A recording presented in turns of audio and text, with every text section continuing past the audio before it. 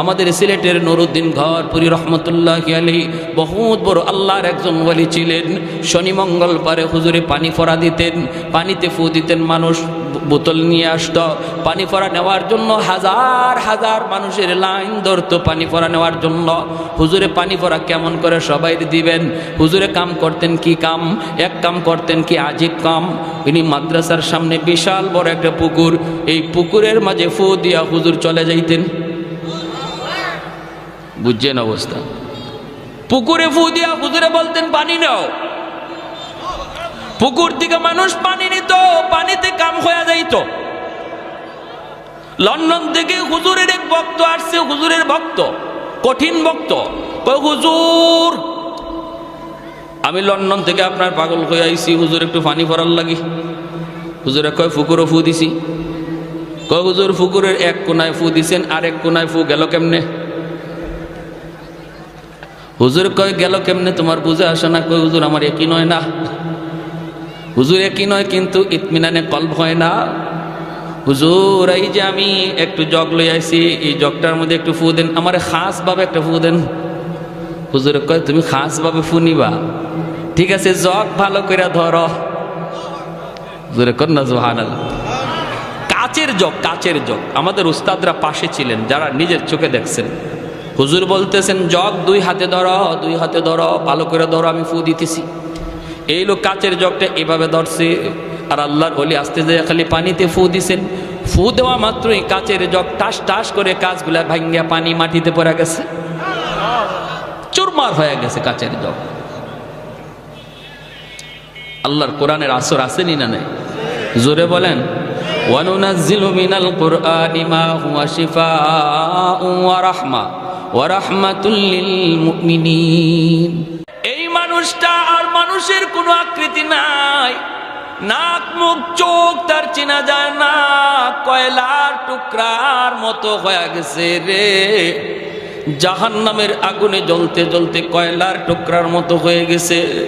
আল্লাহ পাক রব্বুল আলামিন কুদরতি হাতের মধ্যে তারা উঠাবেন। উঠে আল্লাহ পাক বলবেন বান্দারে কেন আমাকে তুমি ডাকতেছো? জাহান্নাম তো আমাকে ডাকার জায়গা নয়, আমাকে ডাকার জায়গা ছিল দুনিয়ার জগৎ। দুনিয়াতে একবার যদি আমাকে ডাক দিতে ৭০ বার আমি জবাব দিতাম। যেরকম সুবহানাল্লাহ। তাহলে বলুন তো আমল করার জায়গা মরার পরেই না মরার আগে? এ ভাই খেয়াল করে শোনো, আল্লাহ পাক রব্বুল আলামিন বলবে বান্দা কেন ডাকো একটু বলো। তখন বলবে মালিক, ও মালিক দুনিয়াতে আমি আমল করতে পারি নাই, আমলের মধ্যে আমার অনেক ঘাটতি, কিন্তু মালিক উলামায়ে কেরামের জবানে শুনেছি তোমার নাম রহমান, তোমার নাম হলো রহিম। আল্লাহ রহমান নামের খাতিরে একটু রহম করবানি, রহিম নামের খাতিরে মায়া করবানি। আল্লাহ পাক রব্বুল আলামিন তখন তারে আবে হায়াতের পানি দিয়ে ধুইয়া মানুষের আকৃতি আনবেন। রব্বুল আলামিন বলবে একটু দয়া করার কথা বলছো, করব কি চাও তুমি বলো।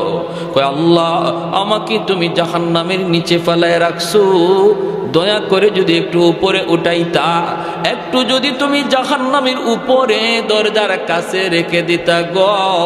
ও মালিক তুমি তো পারো, তোমার নাম রহমান। আল্লাহ পাক রব্বুল আলামিন তখন বলবে বান্দা ঠিক আছে আমি তোমার উপরে রহম করলাম, কথা আমি রাখলাম, কিন্তু ওয়াদা করো, ওয়াদা করো এরপরে আর তুমি কিছু চাইবা না। কই না গো মালিক আমি আর কিছু চাইবো না। জাহান্নামের দরজার পাশে এনে আল্লাহ তারে রেখে দিবেন। কিছুক্ষণ পরই আবার আল্লাহকে ডাক শুরু করবে, ইয়া হান্নান ইয়া মান্নান কয়া আবার ডাক শুরু করলো। বান্দা কি হয়েছে, আবার কেন ডাক দিয়েছো? কইব মালিক আমাকে যেই জায়গায় তুমি রেখে দিয়েছো এই জায়গাটা জাহান্নামের দরজার পাশ। আল্লাহ তুমি আমারে যেইখানে রাখছো এটা জাহান্নামের দরজার পাশ। এই জায়গাটা যেমন দরজার পাশ ওই জায়গাটাও দরজার পাশ। আল্লাহ তুমি যদি আমাকে দয়া করে এই পাশে না রেখে ওই পাশে রেখে দিতা। তোমার নাম তো রহমান, তোমার নাম তো রহিম, বলুন তো, আপনারা বুঝে থাকলে বলুন, দরজার এই পাশ ওই পাশ বেশ কম আসেনি না নাই? আরো জোরে। এই পাশ হলো জাহান্নামের ভিতর, আর সে এখন যে পাশে যাইতে চায় এটা জাহান্নামের বাহির। সেই কথা কয় না আল্লাহ আমারে জাহান্নামের বাহিরে দিয়া দেও, এই কথা কয় না, না কয়ে বুদ্ধি করে কয় আল্লাহ আমারে যেখানে রাখছো এটা তো দরজার পাশ, তো এই পাশে না রাখে আমার ওই পাশে রেখে দাও। আল্লাহ পাক রব্বুল আলামিন তখন বলবে, বান্দা তুই না ওয়াদা করেছিলি আর কিছু চাইবি না? কয় মালিক আমি তোমার দয়ার কাঙ্গাল, আমি তোমার মায়ার কাঙ্গাল। আল্লাহ তুমি তো দয়া করলে কারো কাছে তোমার জবাব দেওয়া লাগবে না। রব্বুল আলামিন তখন বলবে, বান্দারে ঠিক আছে তোর কথা আমি রাখলাম, দরজার ওই পাশেই রেখে দিলাম, কিন্তু ওই পাশটা তো জাহান্নামের বাহির। বুদ্ধি করে তুই কথা বলছো নে, আমি তোর কথা রাখলাম, কিন্তু ওয়াদা কর এরপরে আর কিছু চাইবা না। এরপরে আর কিছু? কয় মালিক ওয়াদা করলাম আর কিছুই চাইমু না, কিছুই চাইমু না। আল্লাহ পাকের কাছে দ্বিতীয়বার ওয়াদা করলো, আল্লাহ তারে জাহান্নামের বাহিরে এনে রেখে দিলেন। কিছু দূর যাবার, কিছুক্ষণ যাবার পরেই সে তাকায়া দেখে ওই যে দেখা যায় জান্নাতের গেট। জান্নাতের গেটটা তার নজরে পড়লো। জান্নাতুল ফিরদাউস, জান্নাতুল নাঈম, জান্নাতুল মাওয়া। জান্নাতের গেটটা দেখে আবার ডাক শুরু করে দিছে, মালিক। আল্লাহ পাক তখন কইব, বান্দারে কেন আবার ডাক দিলি? কয় মালিক আমারে তুমি যেই জায়গায় রাখছো এই জায়গাটা জাহান্নামের ভিতরেও না, জান্নাতের ভিতরেও না। আল্লাহ আমাকে যেখানে রাখছো এখানে রাখা যে কথা, জান্নাতের গেইটের পাশে রাখা এক কথা। ওই বুঝে আসছে আপনাদের? আমি বলি না আমাকে জান্নাত দিয়া দাও, গেইটের পাশে একটু রেখে দাও, এখানে রাখা আর ওখানে রাখা এক কথা। আল্লাহ পাক রব্বুল আলামিন কই, বান্দা আমিও তো বুঝি এক কথা ওই, কিন্তু তুই না ওয়াদা করেছিলি এরপরে আর কিছু চাইবি না। তখনই কই মালিক আমি তোমার দয়ার কাঙ্গাল, আমি তোমার মায়ার ভিখারি। আল্লাহ বলেন, বান্দা নে, এই কথাও আমি রাখলাম, তোর জান্নাতের গেটের পাশেই রাখলাম, তবে ওয়াদা কর এরপরে আর কিছু চাইবি না। কয় মালিক আর কি চাওয়ার আছে, এত দূর পর্যন্ত আইছি এটাই শুকরিয়া, এর বেশি আর কেমনে চাইমু, আমার পুঞ্জি নাই, আমার তো মূলধন নাই। আল্লাহ বললেন ঠিক আছে ইয়াদ রাখিস, জান্নাতের গেটের পাশে এনে যখন আল্লাহ রেখে দিলেন, এই পাশে জান্নাতের ভিতরটা দেখার জন্য পাগল একটু ছিদ্র তালাশ করে, ছিদ্র দিয়া জান্নাতের ভিতরটা একটু দেখবে। আল্লাহ পাক রব্বুল আলামিনের মানসা হলো তারে আল্লাহ পাক জান্নাতের ভিতর দেখাবে। এরে যুবক, আজকে কোন নেশায় পড়ে তুমি এত পাগল হইছো? কোন পাগলে তোমারে পাইছে? কোন শান্তির আশায় তুমি দৌড়াইতেছো? কোন মজা পাইয়া বেঈমানদের ষড়যন্ত্রে পা দিয়ে দিছো? জান্নাতের যে শান্তি আর নিয়ামত আর আনন্দ, আল্লাহ পাক জান্নাতের গেট অল্প এক পলকের জন্য আল্লাহ গেটটা একটু ফাঁক করে দিবে তার এক নজর দেখার জন্য। সুবহানাল্লাহ, জোরে কোন। যেই মাত্র নজরটা একটু এক পলকের জন্য জান্নাতের ভিতরে পড়ছে, সাথে সাথে আবার গেট লেগে গেল। এক পলকের জন্য জান্নাতের আরামাইশ, আনন্দ আর চিত্ত বিনোদনের যেই দৃশ্য আল্লাহ রেখে দিয়েছে, এই দৃশ্য দেখা মাত্রই আবার পাগল হইয়া ওয়াদার কথা বইলা আবার ডাক শুরু করছে। আল্লাহ আবার বলবে, বান্দা আবার কেন ডাক দিলি? তখনই কয়, আল্লাহ আমারে কি দেখাইছো তুমি? এতদিন দেখি নাই, ভালোই তো ছিলাম, দেখে তো পাগল হয়ে গেলাম। আল্লাহ কি রাখছো তুমি জান্নাতের ভিতরে? আদাতুল ইবাদিয়াস সালিহিন মা লা আইনুন রাআত ওয়ালা উযুনুন সামিআত ওয়ালা খাতারা আলা কলবি বাশার। আল্লাহ নিজে বলেন জান্নাতের ভিতরে এমন আরাম আয়েশ আমি আল্লাহ রেখে দিয়েছি, তোমাদের চোখ কোনোদিন এমন আরামায়েশ দেখে নাই, কান কোনোদিন এমন আনন্দ আরামায়েশের কথা শুনে নাই, এমনকি তোমাদের অন্তর কোনোদিন কল্পনাও করতে পারে নাই এত আনন্দ এত আরাম আমি জান্নাতে রেখে দিয়েছি রে বান্দা। ভাইয়েরা বন্ধুরা, এই দৃশ্যটা দেখা মাত্রই সে পাগল হয়ে আবার ডাক দিবে। আল্লাহ পাক রব্বুল আলামিন বলবে, বান্দা কি হয়েছে বল? কয় মালিক, আমার এক নজর দেখে তৃপ্তি মিটে নাই, আল্লাহ আমাকে তুমি একটু ভালো করে দেখার সুযোগ দিবানি। আমি শুধু জান্নাতের ভিতরে ঢুকবো দেখার জন্য, দেখি আবার দৌড় দিয়া বের হয়ে আসবো। আমি জান্নাতে থাকবো না, কারণ থাকার মতো আমার কাছে কোনো মূলধন নাই, পুঁজি নাই, আমার তো জীবনে নেক আমল কম। আল্লাহ আমি তো আমল করতে পারি নাই, কিন্তু অন্তরের মধ্যে ঈমান রয়েছে।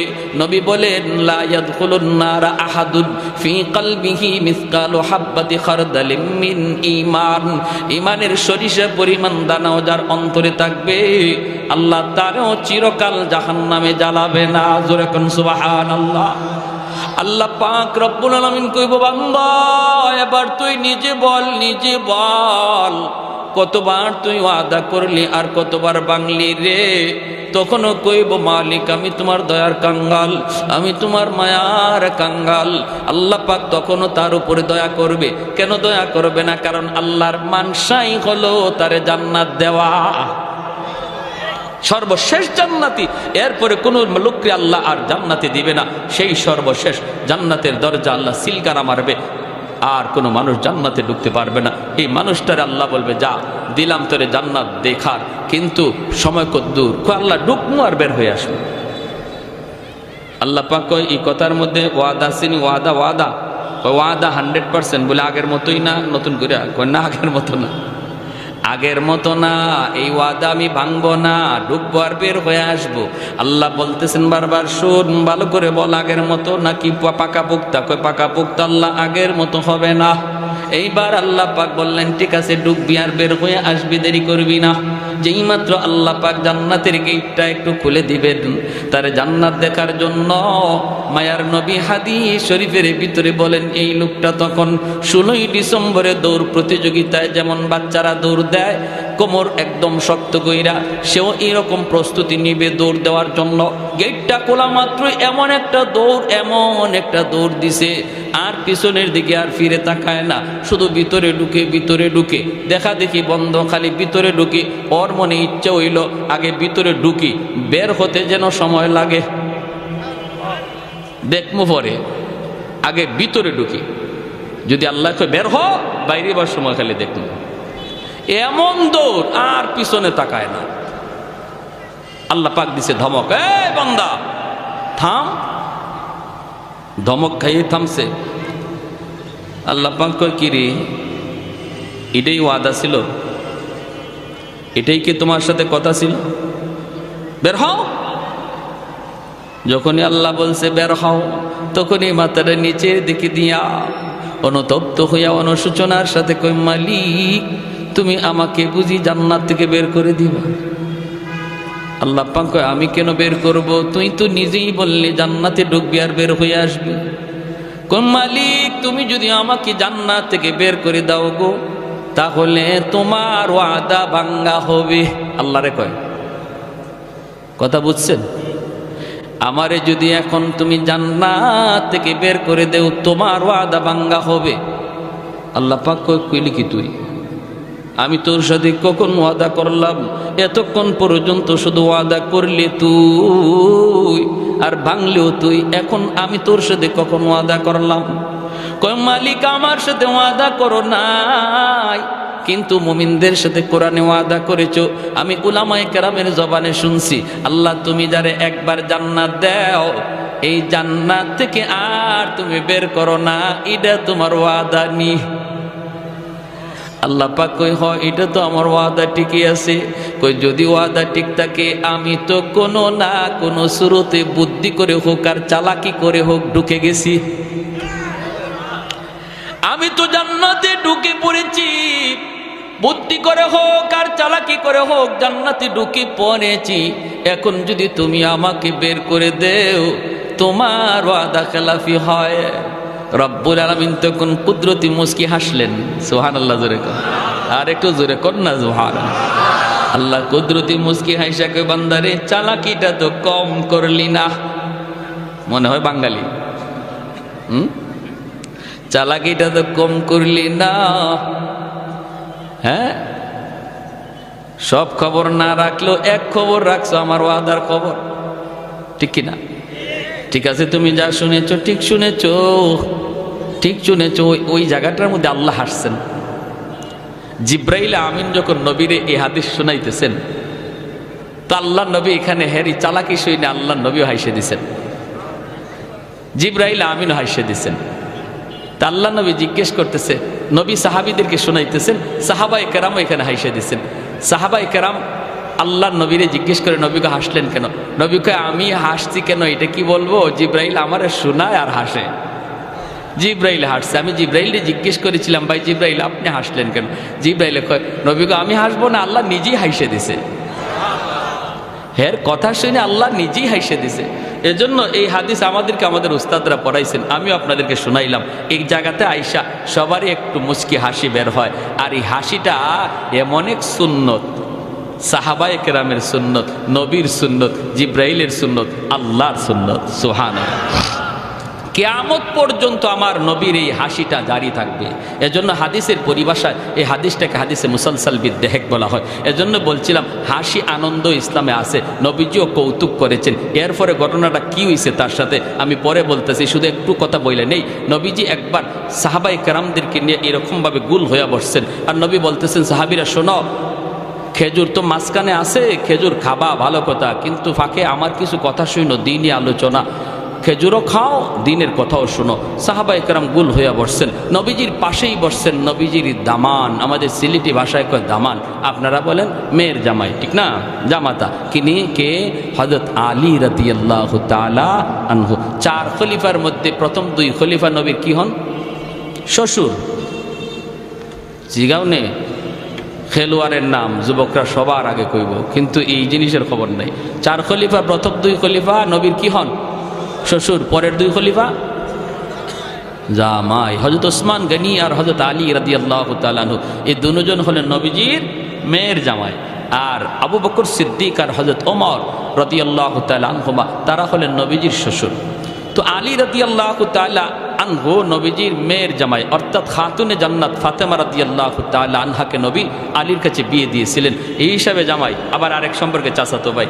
তো পাশে বসা নবীজির, খেজুর খাওয়া চলছে, নবীজি দ্বীনের আলোচনা করতেছেন, সবাই আলোচনা শুনতেছে আর খেজুর খাইতেছে। খেজুর খাওয়া শেষ, আলোচনাও শেষ। এইবার নবী বলেন, শোনো, অনেক আলোচনা হলো, মাঝখানে একটা খেজুরের স্তূপ, এটাও শেষ। খাওয়াও চলছে, আলোচনা হইছে, এখন বোঝা দরকার কে কি পরিমাণ খেজুর খাইল, একটু বোঝা লাগবে। সাহাবায়ে কেরাম বলে, নবী গো কেমন করে বুঝবো? খেজুর তো ফেটে গেছে, কার ফেটে কদ্দুর ঢুকছে এটা বুঝবো কেমনে? নবী কই, বোঝার সুরত আছে, যার সামনে যেই পরিমাণ বিচি বোঝা যাবে সে ওই পরিমাণ খাইছে, ঠিক না? সবাই যার যার উরের দিকে তাকাইছেন, দেখেন না বিচি মিল মতোই আছে, যা খাইছেন তাই আছে। কিন্তু সবাই নজর করে যখন আলীর দিকে তাকান, দেখেন আলীর সামনে খেজুরের বিচির স্তূপ, ডাবল বিচি, গিলা দেওয়া।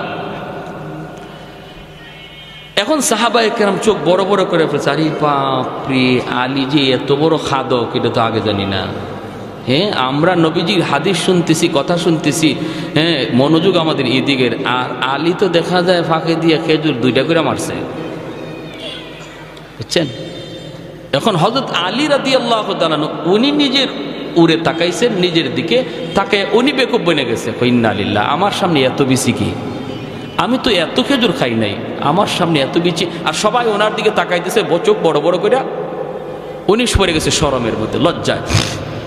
কিছু মানুষ আছে দেখবেন, আপনি যত কথাই কন, কথা কইবেন আপনি কন, কিন্তু হের খানা বন্ধ নাই, ঠিক না? আর কিছু মানুষ আছে কথা কওয়ার সময় যদি, খানা খাওয়ার সময় যদি কথা কয়, হ্যাঁ হাতে খানা প্লেটের মধ্যে হাত রেখে বয়ে দেয়, খাইতেই পারে না। আর মাশাআল্লাহ কেউ আছে মেশিন চলছে, তুমি যত গল্পই করো মেশিন চলবো, ঠিক কি না? ওই অবস্থায় আল্লাহর নবী, রহমতের নবীও তাকাইছেন, সবাই তাকাইছে আলীর দিকে। আলী চিন্তায় পড়ে গেছেন যে আমি তো এত খেজুর খাই নাই, বিচি আসলো কোত্থেকে? হঠাৎ করে তাকাইছেন শ্বশুরের দিকে, নবীজি পাশেই বসা, দেখেন আল্লাহর নবীর সামনে খেজুরের বিচি একটাও নাই, একদম খালি, অথচ নবী খেজুর খাইছেন। আলী কেমন বুদ্ধিমান ছিলেন, আলী তো টের পেয়ে গেছেন যে আচ্ছা আমার শ্বশুর তো এখানে আমার একটা লজ্জায় পালাইছেন, শরম দেওয়ার চাইছেন। শ্বশুরে খেজুর খাইছেন ঠিক, আর গোপনে গোপনে বিচি রাখছেন আমার সামনে। নবীজি খেজুর খাইছেন ঠিকই, কিন্তু বিচি রাখছেন জামাইয়ের উড়ো, জামাইয়ের সামনে, জামাইয়ের শরম দেওয়ার জন্য। শ্বশুর জামাই পাশাপাশি বসা যায় তো? আপনাদের এলাকায় বসে? বিভিন্ন জায়গায় শ্বশুর সামনে জামাই আসতে চায় না, শরম পায় না, এটা নিয়ম না। শ্বশুরের কাছে বসে গল্প করা যায়, শ্বশুরের কাছে বসা যায়, হারাম জায়গায় বসা যায় না। শালির সামনে বসবেন না, এটা হারাম। হ্যাঁ, এটা হারাম, এটা হারাম। যতই আপনার চাচতলি চাচি শাশুড়ি হোক, তার সাথে পর্দা করা ফরজ, সামনে যাওয়া হারাম। শ্বশুরের কাছে বসেন। আল্লাহর নবীর দিকে যখন হযরত আলী তাকাইছেন, দেখেন কোনো বিচি নেই। এই শুনেন এবার আলীর কথাটা। নবী বলতেছেন, যার সামনে যেই পরিমাণ বিচি আছে বোঝা যাবে সে ওই পরিমাণ খাদক, আর এত পরিমাণ খাওরা, এমন খাইতো চিনে। হযরত আলী বলেন, ইয়া রাসূলুল্লাহ, আমার একটা কথা আছে। কি কথা? বলে যার সামনে যেই পরিমাণ বিচি আছে বোঝা গেল এই পরিমাণ খাইছে, এটা ভালো কথা, কিন্তু যিনি খেজুরের সাথে বিচি সহ খাইছে ইনি কত বড় খাওরা। বুঝছেন কেমন হয়েছে? আমরা তো বিচি রাখছি, কিন্তু আমাদের মাঝে এমনও কেউ আছে যিনি বিচি সহ খাইলিছে। আল্লাহর নবী মুস্কি হাইসা বলেন, আলী ঠিকই তুমি, আনা মদিনাতুল ইলমি ওয়া আলিয়ুন বাবুহা, আমি এলেমের শহর আর আমার আলী হলো শহরের দরওয়াজা। যেরকম সুবহানাল্লাহ, আল্লাহু আকবার। এজন্য বলতেছিলাম বিনোদনের অনুমোদন ইসলামে আছে, তবে সেটা গান বাজায়া নয়, নারী পুরুষের ডলাডলি করে নয়। আজকে 16ই ডিসেম্বর বাংলাদেশের একটা স্বাধীনতা দিবস, হ্যাঁ আনন্দ করেন, মজাক করেন, হ্যাঁ করেন, একটু আনন্দ হবেই তো স্বাধীনতা। তাই বইলে কি এটা ওই মহিলাদেরকে নিয়ে রাস্তায় ঘুরতে হবে আর রাস্তায় ডেস্ক স্টেপ বাজাইয়া গান বাজাইয়া আনন্দ করতে হবে? এর তো কোনো অনুমতি শরীয়তে নাই, ঠিক কিনা? আমার আনন্দ, বিনোদন, হাসি সব কিছু একটা লিমিটের ভিতরে থাকবে, ইসলামের গণ্ডির ভিতরে। গণ্ডির ভিতরে থেকে আপনি বিনোদন করেন, আনন্দ করেন, শরীয়তে এলাও, কিন্তু গণ্ডির বাহিরে যাবেন এটার কোনো এলাও না, ঠিক কিনা? যখনই এই লোকটা কইছে আল্লাহ তুমি ওয়াদা ভঙ্গ করবা, আল্লাহ বলছে ঠিক আছে, আমার ওয়াদার খবর তুমি জানছো, কথা ঠিক, আমার ওয়াদা, যাও আমি তোমার জান্নাত দিয়েই দিলাম। জোরে কোন সুবহান। ভাইয়ের আমার, তাহলে এই জায়েজ না জায়েজ, হালাল হারামের কথাগুলি, শরীয়তের বিধিবিধানগুলি আজকে আমাদের যুব সমাজ জানে না। তাদেরকে জানানো প্রয়োজন, কাছে টানা প্রয়োজন, দিল থেকে মহব্বত করে কাছে আনা প্রয়োজন। বাবা যুবক, বুঝাইলে অনেক যুবকই বুঝে, আলহামদুলিল্লাহ, কোন ঠিক কিনা? অনেক যুবকের পরিবর্তন এসেছে, অনেক যুবকের পরিবর্তন। ফোন দেয় আমাদেরকে, হুজুর আমার জীবন চেঞ্জ হয়ে গেছে, হুজুর আমি আমার পথ বদলায় ফেলছি, আলহামদুলিল্লাহ হুজুর আপনার ওই বয়ানে, আপনার ওই বয়ানে হুজুর আমি অনেক পরিবর্তন। কত যুবক মসজিদে আসে, হুজুর আমার দাড়ি ছিল না, দাড়ি রাখছি, হুজুর আমার মাথায় টুপি ছিল না, টুপি রাখছি। দিল থেকে কথাগুলি বললে আলহামদুলিল্লাহ সমাজের যুব সমাজ এখনও তারা প্রস্তুত কথা নেওয়ার জন্য। এজন্য আমি কথাগুলি বললাম, যুবক আল্লাহর দোহাই আমার জীবনের প্রতিটা কাজ যেন শরীয়তের গণ্ডির ভিতরে হয়। আর এই কথাগুলি আমি তখনই জানবো যখন উলামায়ে কেরামের সাথে চলবো, যখন মাদ্রাসা আসা যাওয়া করব, আলেম উলামা আসতেছেন শুনছি, সাথে সাথে সেখানে যেয়ে বসবো। যখনই আমার অন্তরে তলব থাকবে, অন্তরে নেওয়ার ইচ্ছা থাকবে, তখন আল্লাহ আমাকে হেদায়েত দান করে দিবে। আমার আল্লাহর ভাষায় ওয়ানুনাজ্জিলু মিনাল কুরআনি মা হুয়া শিফাউন ওয়া রাহমা ওয়া রাহমাতুল লিল মুমিনিন। আল্লাহ পাকের ভাষায় এই মাদ্রাসা হলো আপনাদের সমাজের জন্য রহমত। যেরকম সুবহানাল্লাহ। কোরআন হলো রহমত, কোরআন হলো রহমত। আমাদের দুনিয়ার চুম্বক লোহা টানে, আর কোরআন হলো এমন এক চুম্বক যেই চুম্বক আল্লাহ পাকের রহমত টানে। ঘরের মধ্যে যদি কোরআন তিলাওয়াত হয়, ঘরের মধ্যে রহমত নাজিল হয়। যেই সমাজে মাদ্রাসা থাকে এই সমাজে রহমত নাজিল হয়। যেই সমাজে উলামায়ে কেরামের কদর থাকে এই সমাজে রহমত নাজিল হয়। আলেম উলামার কদর, মাদ্রাসার কদর যারা করে এই সমাজে আল্লাহ রহমত নাজিল করে। এক যুগের মানুষগুলির ঘরে ঘরে রহমত ছিল, কারণ ঘরে ঘরে তখন কোরআনের তেলাওয়াত হতো। হুজুররা পানি ফোড়া দিলে পরে ডাইরেক্ট অ্যাকশন ছিল।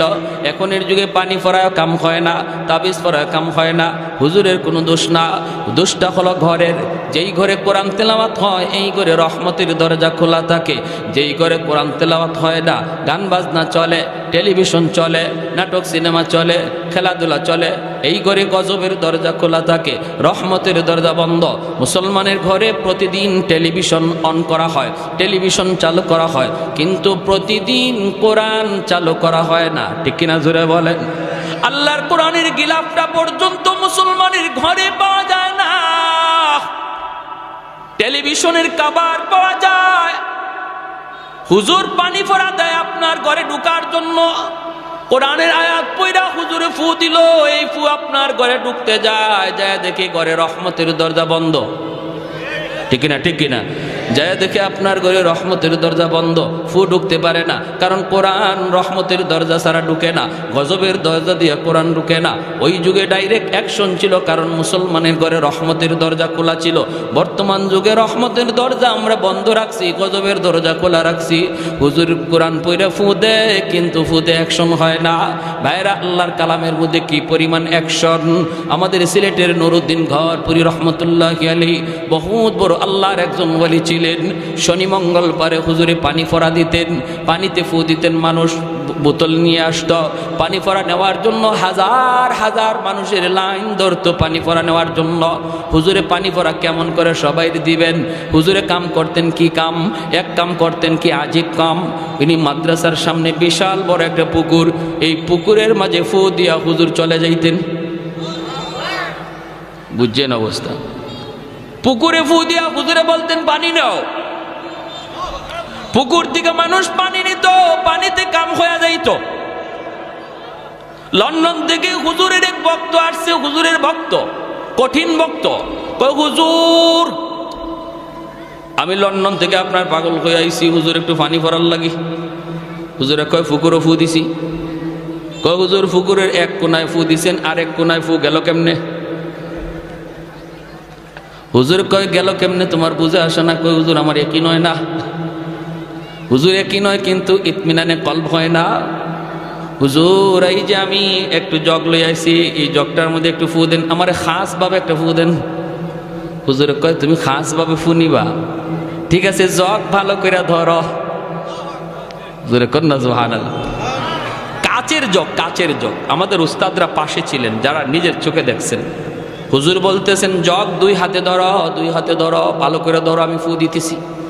এই লোক কাচের জগটা এভাবে ধরছে, আর আল্লাহর ওলি আস্তে যায় খালি পানিতে ফু দিছেন। ফু দেওয়া মাত্রই কাচের জগ টাস টাস করে কাচগুলা ভাঙ্গিয়া পানি মাটিতে পড়ে গেছে, চুরমার হয়ে গেছে কাচের জগ। আল্লাহর কোরআনের আসর আসেনি না নাই? জোরে বলেন। ওয়ানুনাজ্জিলু মিনাল কুরআনি মা হুয়া শিফাউন ওয়া রাহমা ওয়া রাহমাতুল লিল মুমিনিন। ফখরে বাঙ্গাল রহমাতুল্লাহি আলাইহি এক নাস্তিকে কয়, ট্রেনে দেখা, কয় হুজুর সাধারণ মানুষে আর কত দুকা দিবেন? বেঈমানে কয়, কয় কিরকম? কই যে মানুষ খুব বিশ্বাস করে আয় হুজুর একটা ফু দেন, ফু দেন, আর আপনি কি একটা বাতাস দিলেন, এই বাতাস দিয়া মানুষে আর কত দুকা দিবেন? আল্লাহর ওলি বলে বাতাসে যে কিছু আছে তুমি বুঝো না? কয় না, ওই যে আমি তো ফু দিলাম। কই কি হইল? আল্লাহর ওলি বলে ফুতে কি হয় তুমি বুঝো না? কয় না, বুঝি না। বুঝাইবেন? হুজুর কয় বুঝাইতেছি তো। ফুতে কি হয় বুঝো না? কয় না, বুঝি না। কয় বাতাসে কি হয় বুঝো না? কয় না, বুঝি না। আল্লাহর ওলি কয় তুমি বুঝবা কেমনে? তুমি তো যারর সন্তান, তোমার বাপের ঠিক নাই। ঠিক কর লাগে কই নাই, এখানে হেকমত আছে। যখনই আল্লাহর ওলি কইছে তোমার তো জন্মের ঠিক নাই, তখনই হের চেহারা লাল হয়ে গেছে। গালিটা সহজ না কঠিন? কঠিন না? চেহারা লাল হয়ে গেছে, বডিটা ফুলে গেছে, হাত মা ঘুরাইতেছে, ধরে লিব এখনই হুজুরে খাইয়া ফেলাইব। মানুষজন জমা হয়ে গেছে সব। মানুষজনকে কি হয়েছে হুজুর? কি হয়েছে না? হ্যাঁ সবাই থামাইতেছে, কি বিয়া কি হয়েছে? হুজুরের সাথে লাগছে। হুজুরে চিনো? কারে চিনমুনি পরে আগে আমার কি জাত গালি দিছে হুজুরে। হুজুর কি গালি দিচ্ছেন? হুজুর কয় না বেশি কিছু কইছি না তো, আমি কইছি যারও সন্তান জন্মে ঠিক নাই। হুজুর একটু বেশি হয়ে গেছে। হুজুরে বলে আমি তো গালি দিছি না, মূলত গালি দিয়ে তারে বুঝাইছি বাতাসে যে অ্যাকশন আছে। কয় কীরকম? কয় দেখেন হ্যাঁ বলছে আমরা যে ফু দেই বাতাস দেই, বাতাসে কি আছে এ বিশ্বাস হয় না, তো আমি তার একটা বাতাস ছাড়ছি। গালি এটা তো একটা বাতাস, আমি যে তারে কি মারছি? এই তোমার মারছি আমি? কয় না মারে নাই হুজুরে, মারে নাই কিন্তু আমি তার একটা বাতাস ছাড়ছি, নাপাক গালির বাতাস।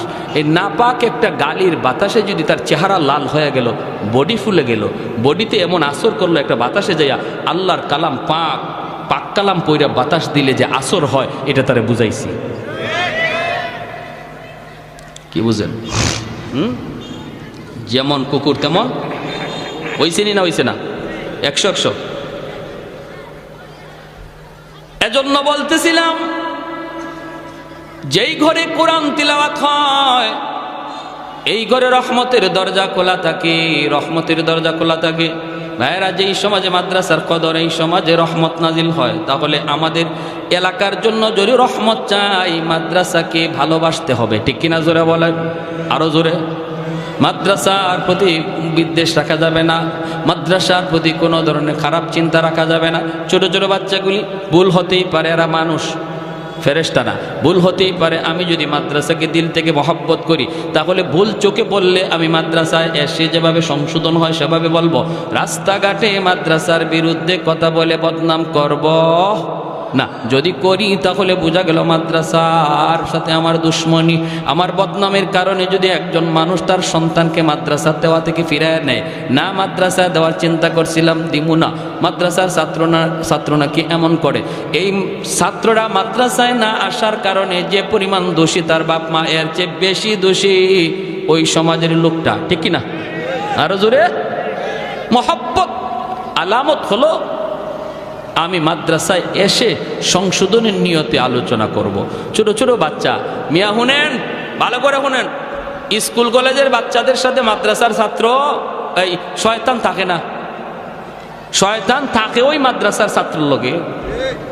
একটা ছাত্ররে যদি মাদ্রাসার একটা ছাত্রকে এই লাইন থেকে শয়তানে সরাইতে পারে তাহলে শয়তানের জীবনের সকল শয়তানির শ্রেষ্ঠ শয়তানি এটা। ঠিক কিনা? শ্রেষ্ঠ শয়তানি। এজন্য টাইম দেয় শয়তানি খুব বেশি মাদ্রাসার ছাত্রদের পিছনে। স্কুলের ছাত্রের পিছনে তো চাবি দিয়েই ছাইড়ে দিছে, আর টাইম দেওয়া লাগে না, টাইম দেয় মাদ্রাসার ছাত্রের পিছনে। কোনো রকম তার এই লাইন থেকে সরানো যায় কিনা। আমরা যখন বিশেষ করে হিফজের ছাত্ররা, বিশেষ করে হিফজখানার ছাত্র, এরা একদম বেহালত অবস্থা। আমরা তো হিফজে পড়ছি না, জামাতে পড়ছি। যখনই মাদ্রাসার নামাজের টাইম হতো, হিফজের ছাত্ররা মসজিদে আসতো, তখন আমরা জামাতের ছাত্ররা ওদেরকে সাইড দিতাম আর বলতাম ইয়াজুজ মাজুজ আসতেছে।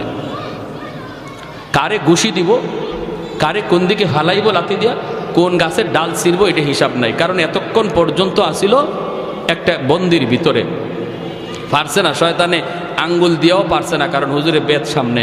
আর এখন একটু সুযোগ পাইছে, এজন্য আসতেছে। একদিন আমি সিলেট এক মাদ্রাসায় পড়ি, যখন ওই পিছনে নামাজে দাঁড়াইছে আর হিফজের ছাত্ররা পিছনে কিলাকিলি ঘুষাঘুষি শুরু করে দিছে। মাদ্রাসার একজন এই খুব শুভাকাঙ্ক্ষী একজন মুরব্বী মানুষ, হাজি সাহেব, মাদ্রাসার পাশেই, মাদ্রাসার দিকে খেয়াল করে, মাশাআল্লাহ খুব ভালো, কিন্তু উনি দোষ ধরে বেশি মাদ্রাসার ছাত্রদের ভুল বেশি ধরে, উস্তাদদেরকে বলে। তো ওনারে দেখলে আমরা ভয় পাইতাম, একদম সোজা হয়ে দাঁড়াই থাকতাম। উনিও মসজিদে নামাজে, আমরাও নামাজে, পিছনে ধুমধাম শুরু হয়েছে কিলাকিলি ঘুষাঘুষি। নামাজ শেষ হওয়ার পর আমি মনে মনে ভাবতেছি, আল্লাহ আজকে হাজি সাহেব যে কি কয় আল্লাহ জানে। নামাজটা শেষ হয়েছে পরে হাজি সাহেব দাঁড়াই গেছে, হুজুর। মসজিদ নীরব। সিলেটি ভাষা বুঝেননি আপনারা? কিছু বুঝছেন? অতানি ভুয়া ফান্ডে হিকাইন,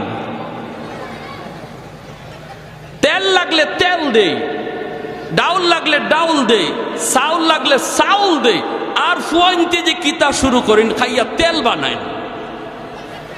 মানে যা চাই না আপনারা, আমরা তো তাই দেই। আর এই এই তেল খাইয়া বলে পিছনে নামাজে কিলাকিলি ঘুষাঘুষি করে। নাজিম সাহেব হুজুর দাঁড়াইছে, নাজিম হাজি সাহেব বন বন বন, হাজি সাহেব কি হয়েছে? ও মা তুমি কি হয়েছে কো? নামাজ পড়তাম পারছি না, ফুয়াইন্তের কিলাকিলি আর ঘুষাঘুষির তেলায়। হুজুরে কয় হাজি সাহেব হনুকাতে হনুকা ফুয়া ফানে পিছনে ঘুষাঘুষি কইরে তো আমার আপনারে নামাজ পড়ার সুযোগ করে দিছে। হয়ে অতা কিতা মাতুন আপনি বলে যে অত তো শয়তান আইবার লইছিল আমার আপনার দ্বারো, আইয়া আমারে আপনারে কিলাকিলি লাগাইতো, ফুয়া ফানে পিছনে শয়তানরে আটকায় রাখছে,